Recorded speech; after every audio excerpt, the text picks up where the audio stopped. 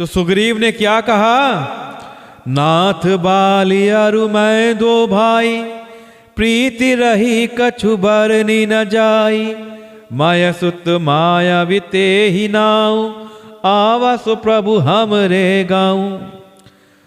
कि हे नाथ, बाली और मैं दो भाई हैं, हम दोनों में ऐसी प्रीति थी, ऐसा प्रेम था कि वर्णन नहीं किया जा सकता।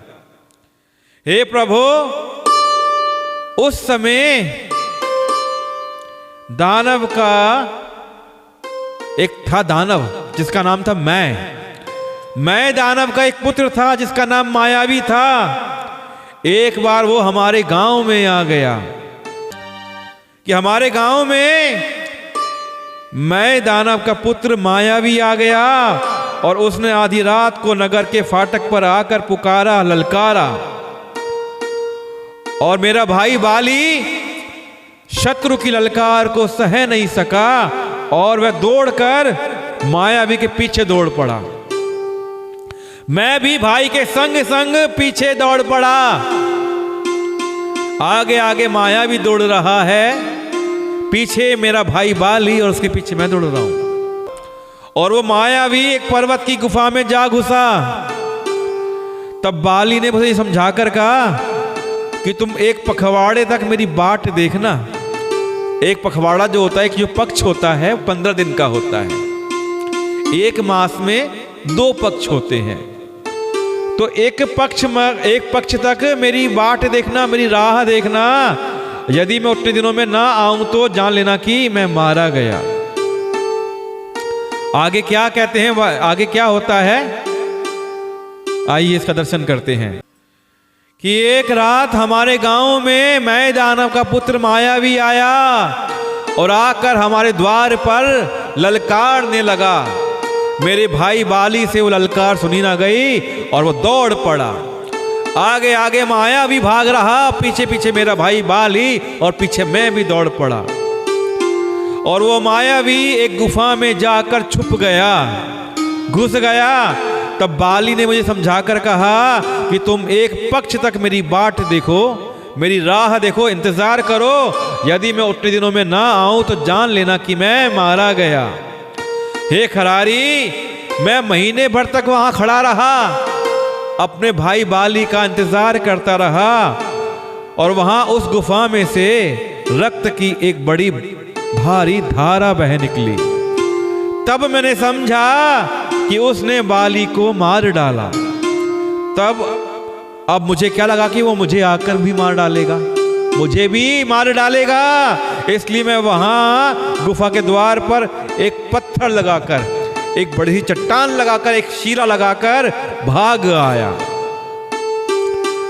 अब इधर मैं आता हूं तो मंत्रियों ने नगर को बिना स्वामी का देखा तो मुझको जबरदस्ती राज्य दे दिया। और जैसे ही मेरा राज तिलक हुआ, मेरे पीछे मैं क्या देखता हूं, बाली मायावी को मारकर घर पर आ गया।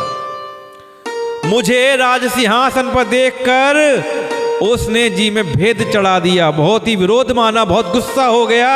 और उसने समझा कि राज्य के लोभ से मैं गुफा के द्वार पर पत्थर लगा के आ गया हूं, जिससे मैं बाहर ना निकल सकूं, और यहां का राजा बन बैठा है। तो मेरे भाई बाली ने ऐसा सोचा और मुझे उसने खूब पिटाई लगाई। उसने मुझे शत्रु के समान बहुत अधिक मारा और मेरा सर्वस्व, मेरा सब कुछ ले लिया, मेरा कोष ले लिया, राज्य ले लिया और मेरी स्त्री को भी छीन लिया। हे कृपालु रघुवीर, मैं उसके भय से समस्त लोकों में बेहाल होकर इधर उधर फिर रहा हूं। बस वो शाप के कारण ऋष्यमुख पर्वत पर नहीं आता है, नहीं तो तीनों लोक में मैं भागता फिर रहा हूं। वो शाप के कारण यहां पर नहीं आता है, तो भी मैं मन में भयभीत रहता हूं। सेवक का दुख सुनकर दीनों पर दया करने वाले श्री रघुनाथ जी दोनों विशाल भुजाएं फड़काने लगे। यहाँ साप बस आवत नाही, तदपि सभीत रहूं मन माही। सोनि सेवक दुख दीन दयाला, फरक उठी द्वय भुजा विशाला। श्री राम जी को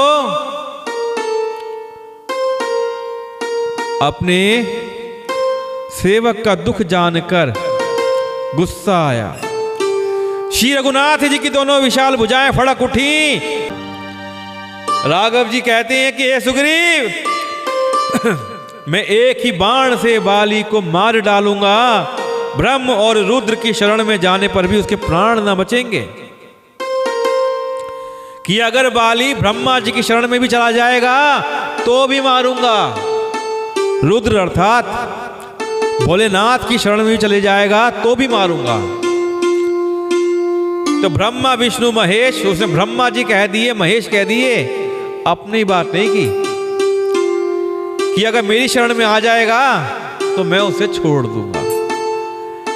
कि प्रभु शरणागत को पार लगाते हैं, क्षमा कर देते हैं।